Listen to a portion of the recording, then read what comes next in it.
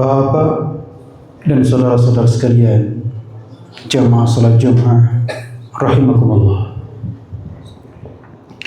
Pada saat ini kita berada di bulan yang disebut sebagai rangkaian dari bulan-bulan haji. Karena setelah bulan Ramadan kita masuk bulan Syawal. Bulan Syawal, bulan Zulqa'dah, lalu bulan Zulhijjah.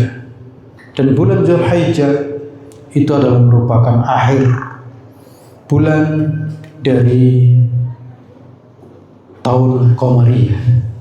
Dari kalender kita, kalender umat Islam, kalender Qamariyah Hijriyah.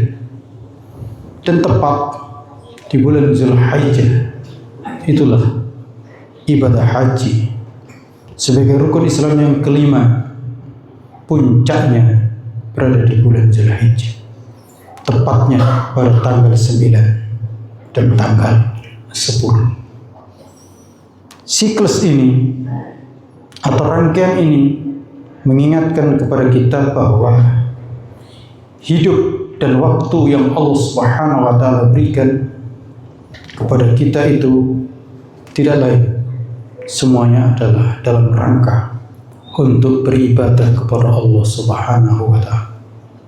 Wa ma khalaqatul jinna wal insa illa liya'budun. Tidaklah aku ciptakan jin dan manusia kecuali untuk beribadah kepadaku. Ya ayuhan nasu ubudu rabbakum alladhi khalaqakum walladzina min qablikum la'allakum tattaqun. Wahai sekalian manusia, beribadahlah kalian kepada Rabb kalian, yaitu Allah, Tuhan kalian yang telah menciptakan kalian dan orang-orang sebelum kalian, supaya kalian itu bertakwa. Jadi seluruh kehidupan kita isinya hendaknya merupakan ibadah kepada Allah Subhanahu wa taala. Ibadah tidak pernah ada berhenti. Ibadah satu hal berhenti tapi akan disusul dengan berikutnya. Ibadah puasa yang hukumnya fardu di bulan Ramadan selesai, tapi segera disusul dengan puasa di bulan Syawal.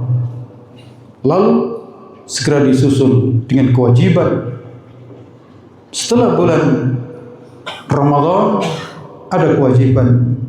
Kita diundang oleh Allah Subhanahu wa taala untuk menikmati karunia-Nya, yaitu beribadah di tanah haram, di tanah suci Makkah Al-Mukarramah.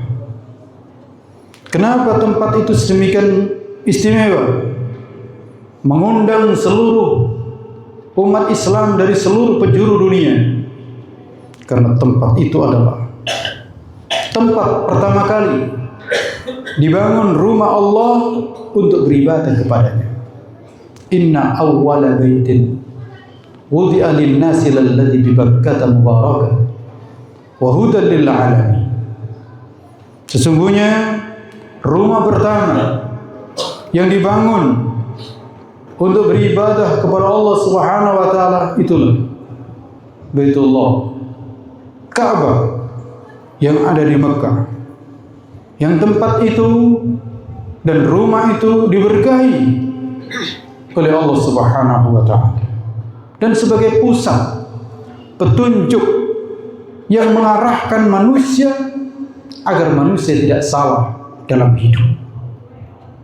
Tempat itu diberkahi karena sebenarnya tempat itu tandus, dan Nabi Ibrahim mengawali berada di tempat itu dengan mengatakan,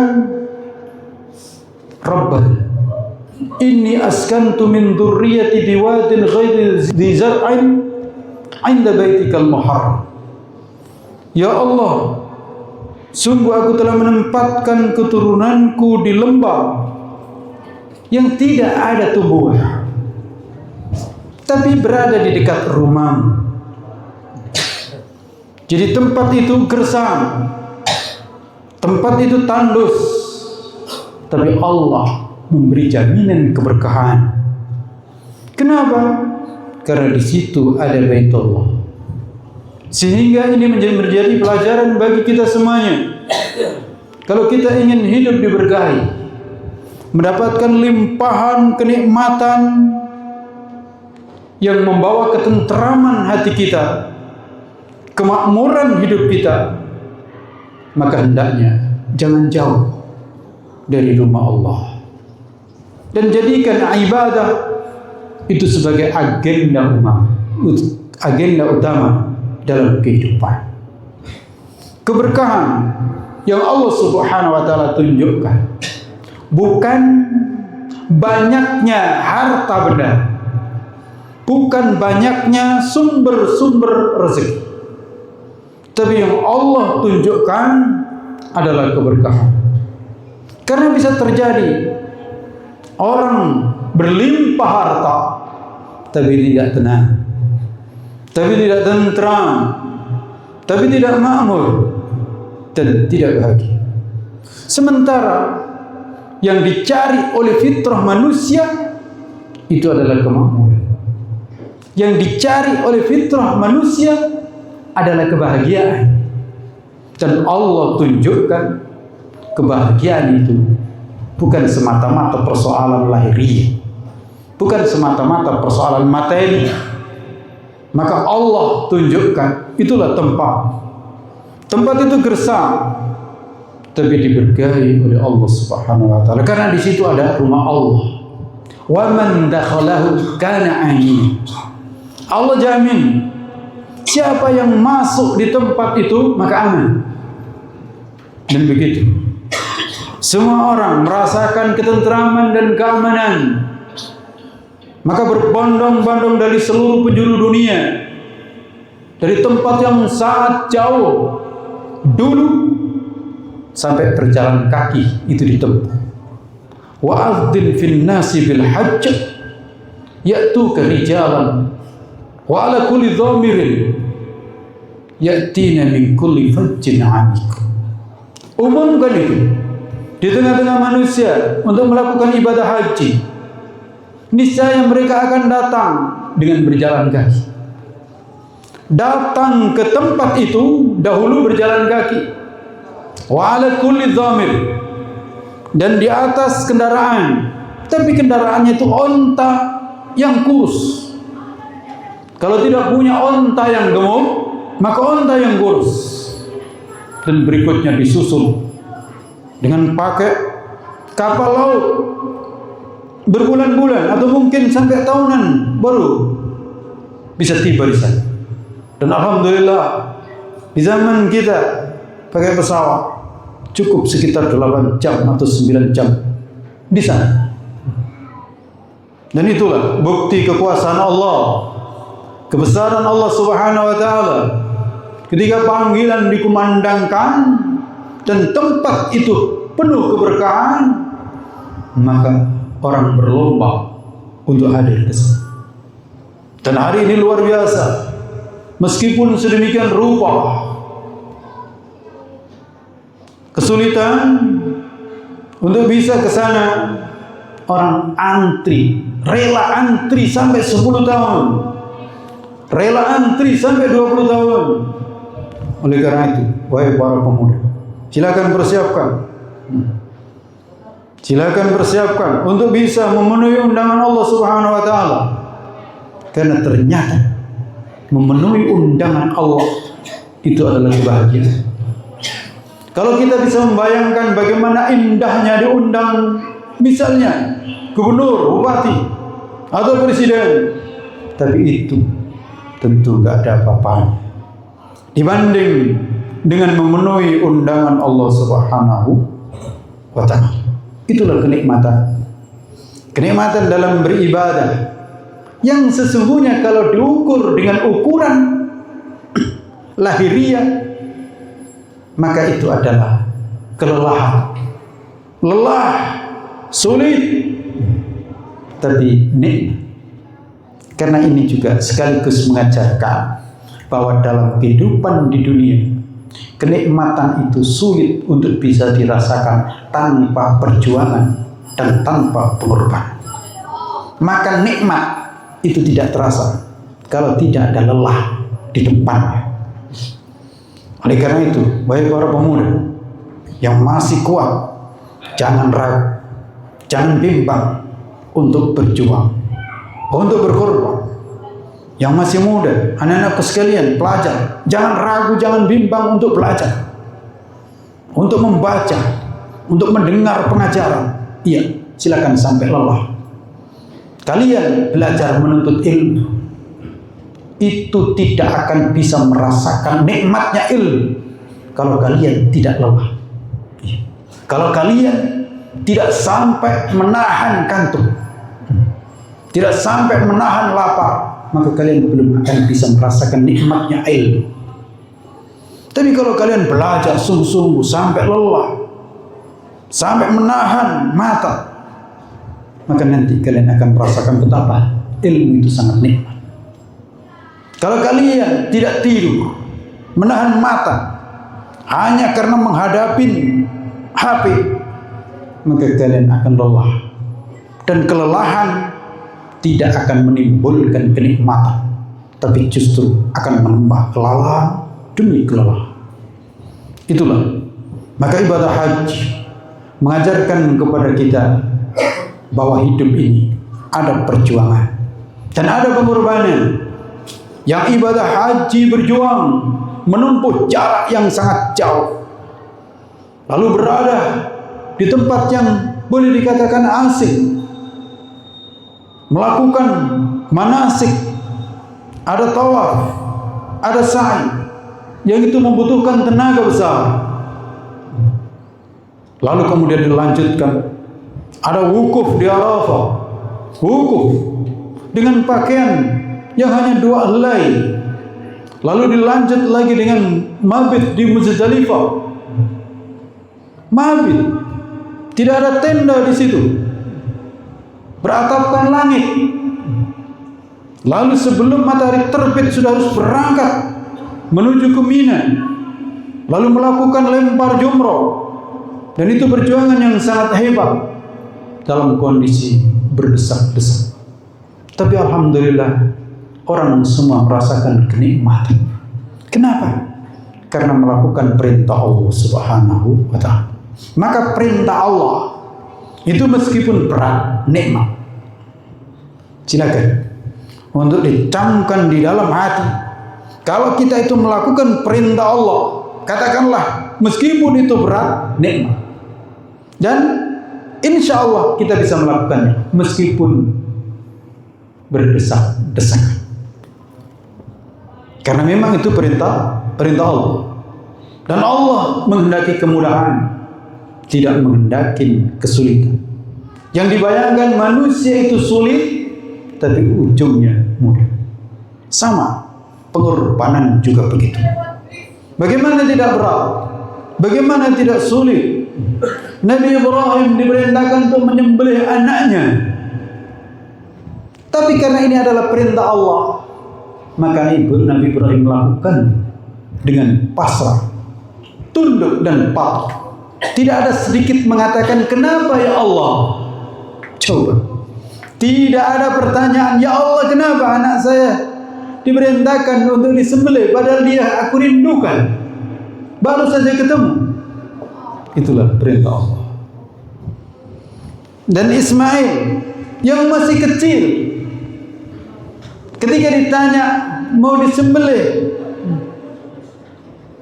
ternyata sang Ismail dengan cara cepat dan refleks menjawab, ya abatif al ma tu'mar satajiduni insyaallah minas sabirin.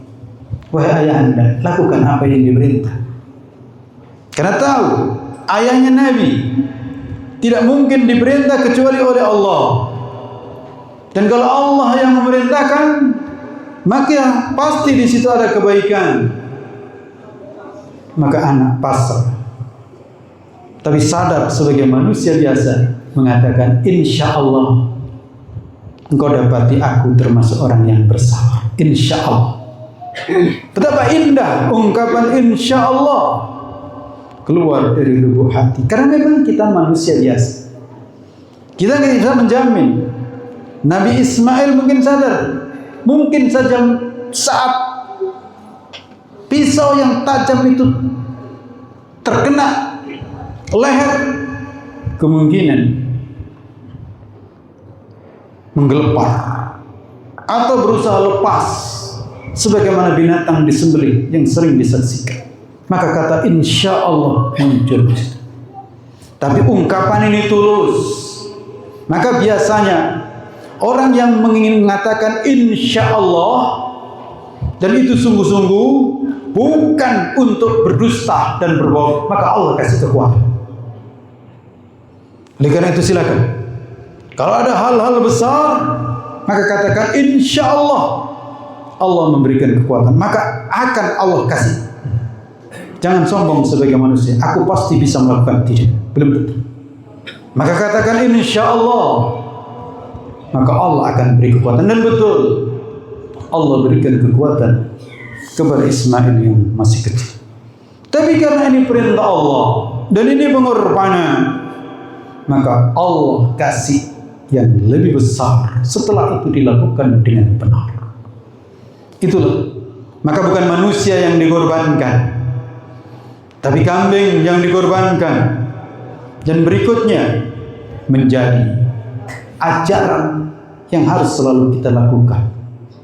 Bagi jamaah haji, melakukan juga pengorbanan di sana, karena memang tempat itu istimewa. Maka yang melakukan haji tamattu, haji qiran, mereka wajib melakukan penyembelihan di sana, yang disebut dengan al-hadi, karena dikorbankan di tanah suci untuk Allah Subhanahu wa taala. Istimewa. Dan bagi yang tidak melakukan ibadah haji, boleh juga andaikan ada yang mau mengirimkan hadiyunya ke sana. Dan itu dilakukan oleh Nabi Muhammad sallallahu alaihi wasallam. Ketika Nabi tidak berangkat haji, maka Nabi ngirim kambing untuk ke sana, disembelih di sana. Tapi andaikan kita tidak bisa mengirimnya ke sana, maka kita disyariatkan untuk memotong kambing di mana kita berada. Itulah yang disebut dengan ibadah kurban. Setelah kita melakukan sholat hari raya Idul Adha, hari raya kurban, maka kita mengorbankan domba kita, sapi kita, kerbau kita, dan seterusnya. Karena Allah Subhanahu wa taala berfirman, "Inna a'tainakal kautsar." Sungguh kami telah memberikan kepadamu anugerah yang sangat besar.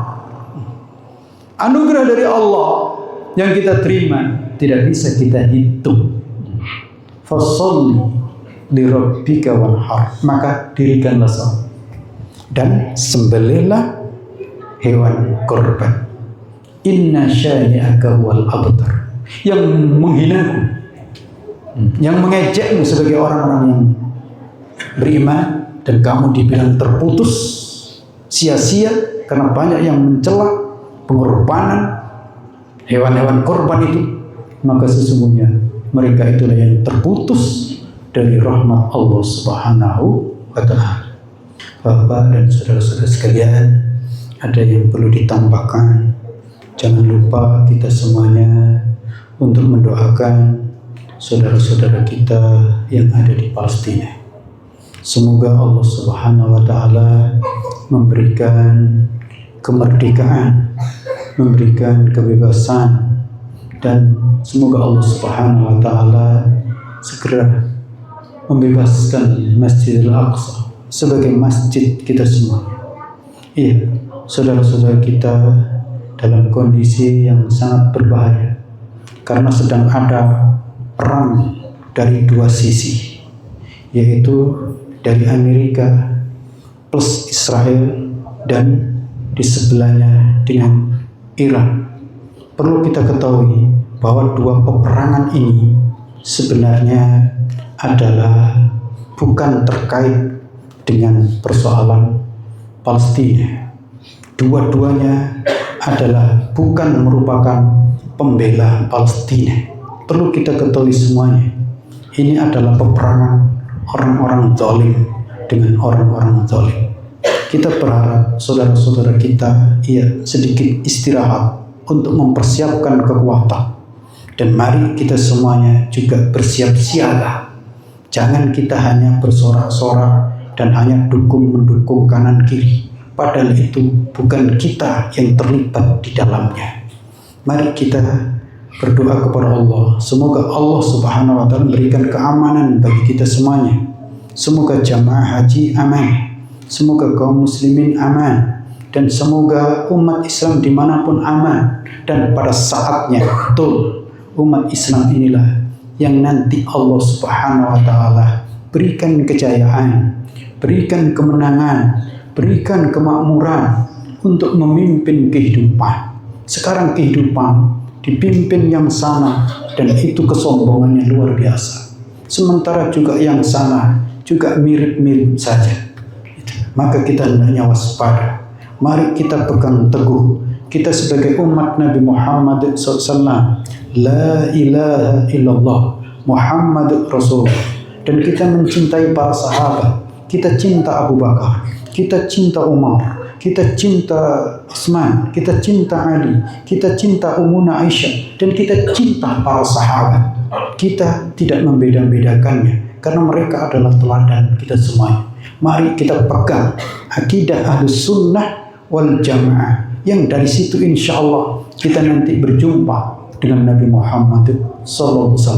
Jangan tergiur dengan propaganda-propaganda yang menyesatkan. Jangan tergiur dengan propaganda-propaganda yang itu hanya sekedar cari nama dan cari pembelaan, tapi sejatinya tidak membela agama yang dibawa oleh Nabi Muhammad SAW. Pastikan diri kita tidak mengikut kecuali ikut Nabi Muhammad SAW dan para sahabat yang sudah dididik oleh Nabi Muhammad SAW.